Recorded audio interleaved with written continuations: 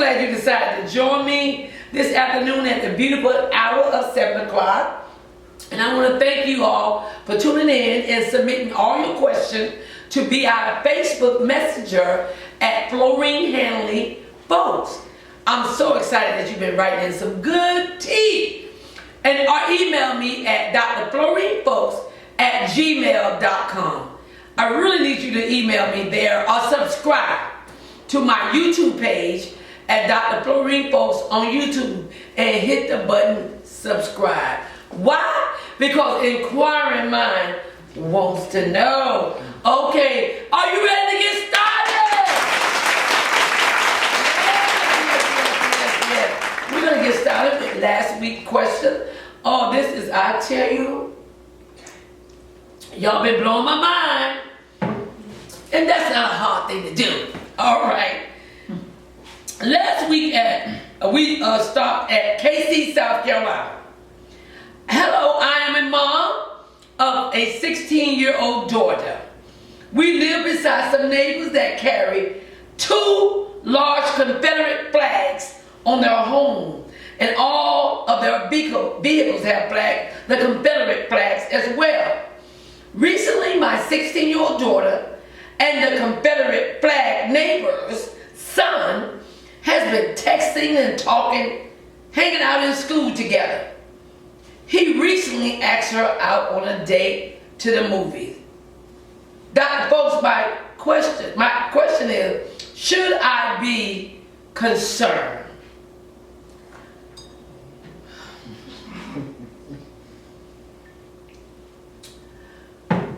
Yes, you should. Let me tell you why. First of all, you must understand the meaning of the Confederate flag. If I have 2 flags on my house that say Russia, I represent everything that Russia stands for. If I have a apartheid flag, red, yellow, and green, and black, I represent everything that South Africa stands for. If they have 2 large flags on their house and their cars, they represent everything that Confederate flag stands for. Okay, let's play devil's advocate. Just because you're a Jehovah's Witness, don't believe that you too not going to celebrate Christmas. Just because you're a Muslim doesn't mean the only pie you eat is bean pie. You might be just like a little borderline and not so serious about it. Maybe they're not so serious about the Confederate flag.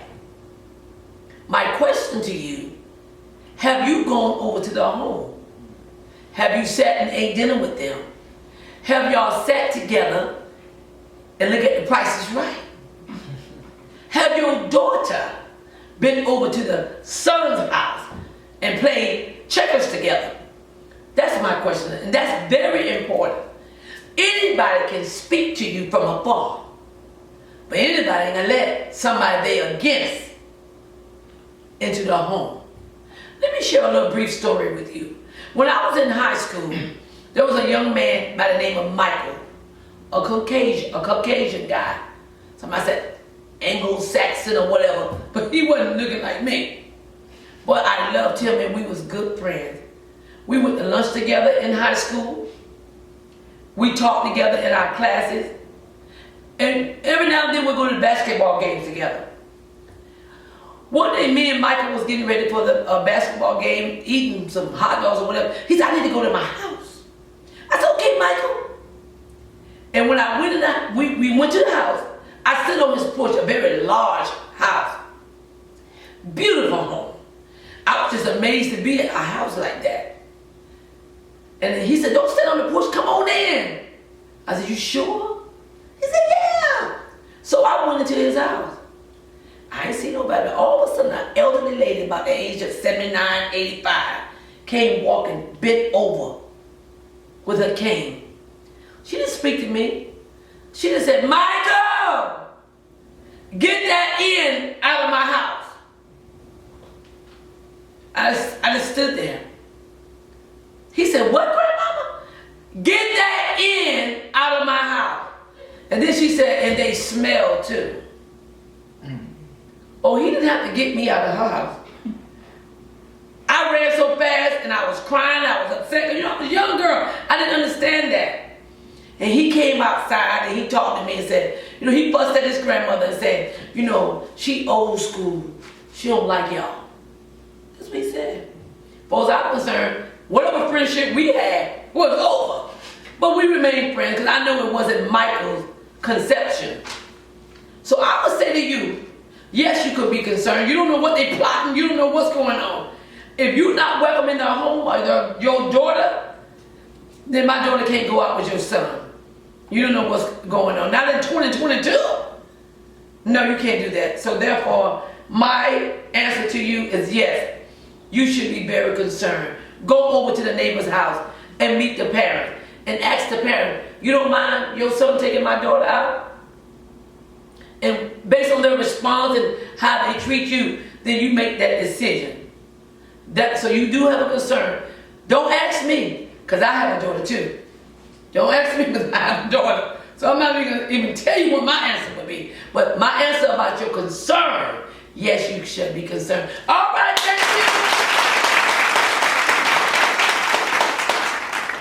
All right. Let's go to our first question of today.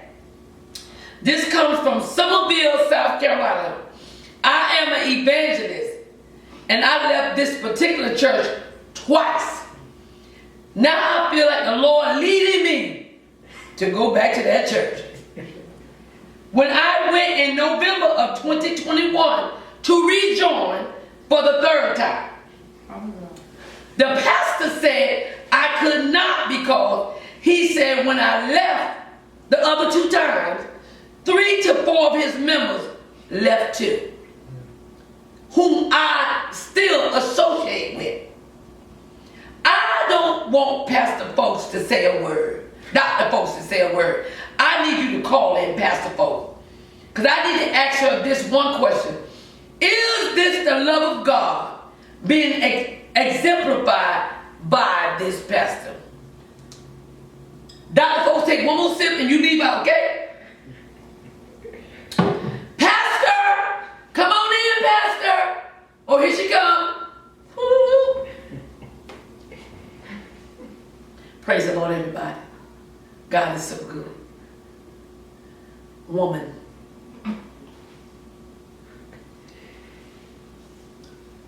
Not only is this the love of God, this is the cup of wisdom that I so often talk about. Why is this the love of God? Because he must attend to the sheep that he have. And you have already warned him of your nature twice.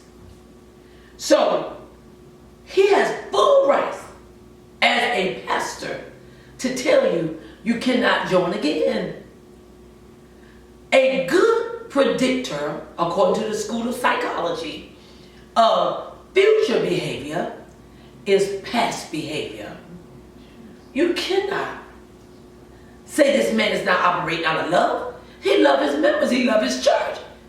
And he see a wolf in sheep clothing. So my answer is very simple. You couldn't even walk up there to join my church. Because as soon as I see you walking, I'm going to tell my deacon, sit her down. She coming to snatch some old sheep.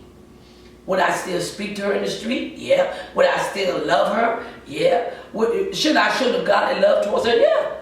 She is still a soul. And the Bible said all souls are mine. You just can't be a soul at that church.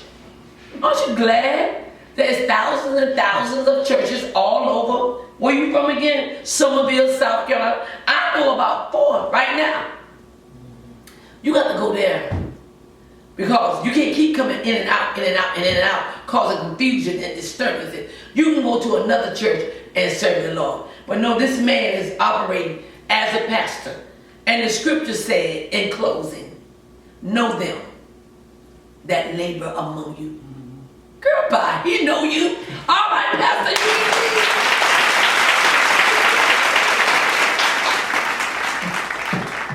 I love that pastor. I'm going to go to her church. All right. Let's move on. Columbia, South Carolina. is in the house again. I work at a private educational university or slash school. They are making it mandatory that we get the COVID vaccine or we're fired. Well, I'm standing on my ground and I'm not getting the COVID vaccine. My question to you, Dr. Fulks, do you think it's fair or legal? Just like abortion rights. They have a right to have an abortion. Well, I have a right to make my own decision because this is my body. Your thoughts, Dr. Fulks? Please give me the answer. I'm answering you real quick. You said you're standing on your ground. Well, you're going to stand on those ground if you don't get that vaccine shot. The job, you said, is a private sector. That means private money coming in. That's not state or federal money. That school is run by whoever go there, the private donors or whatever. And if that's their rule, they want you to get the vaccine around their children, and you the instructor or whatever you do at that school, you stand your ground.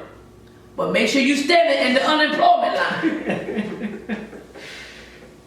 Make sure you stand in the unemployment line. You can stand it, and you're right. That's your body. That's your body.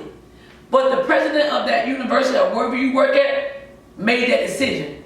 And you got to honor that if you want to stay there. All right, that was so simple. Why you ask me that? All right, thank you.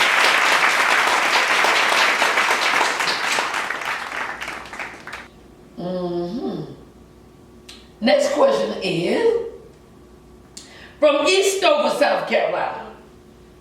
I am a happily married woman of 6 years, and we have 2 kids. Our oldest child is 5 years old with a rare disease, Lord help her, that can only be passed through the genetics of the father's chromosome. Here's my question. The doctors want us to take, the medical search committee want him to take a series of blood tests on this genetic disease that only the father's chromosome can pass. What do I do? Oh, the question is, he's not the father. What do I do, Dr. Fulks? Because he got to start taking these blood tests. Sweetheart, the answer is very simple. This is your child that's sick. They trying to find ways to heal her and medication, and they need to draw his blood. Well, you're going to have to go get the father and bring him in for the blood test and tell your husband, oops, you don't be that baby papa. You don't be that baby papa. So you have to tell him, this is the life of your child. You have to tell him you messed up and he's not the father. What if this child didn't have a disease? That mean you was going to never tell him? God got a way that's mighty sweet. The song said, I'm going to lay my burden. You got to lay him at your husband's feet. Therefore, my answer is, tell your husband and go search for the biological father so the medical research committee can start finding ways to heal your child. That 5-year-old little girl has a right to start the healing process. You just mess up. You have to tell him. All right, thank you.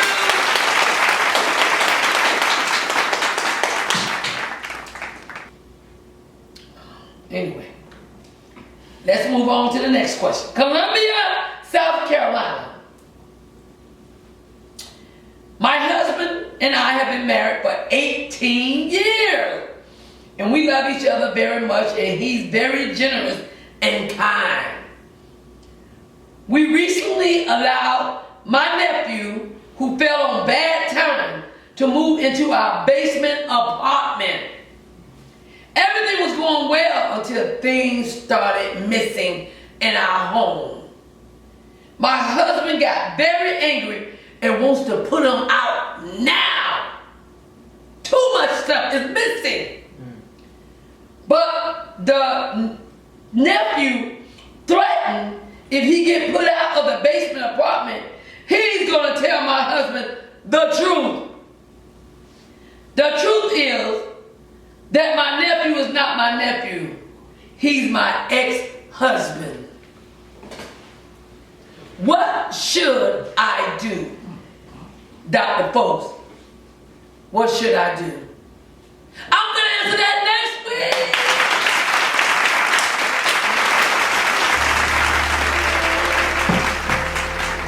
Oh, Lord have mercy. I'm going to answer that next week. All right, let us be reminded, my friend, to subscribe to my YouTube page at Dr. Fulks and hit subscribe. And to submit all your questions as you have been to Facebook Messenger or just email me at Dr. Fulks. Facebook Messenger is Florine Handling Fulks. Or just, like I said, email me at drflorinefulks@gmail.com. Thank you so much for tuning in. I can't wait. I mean to tell you, I can't wait to see you all next Wednesday at 7 o'clock. Thank you so much.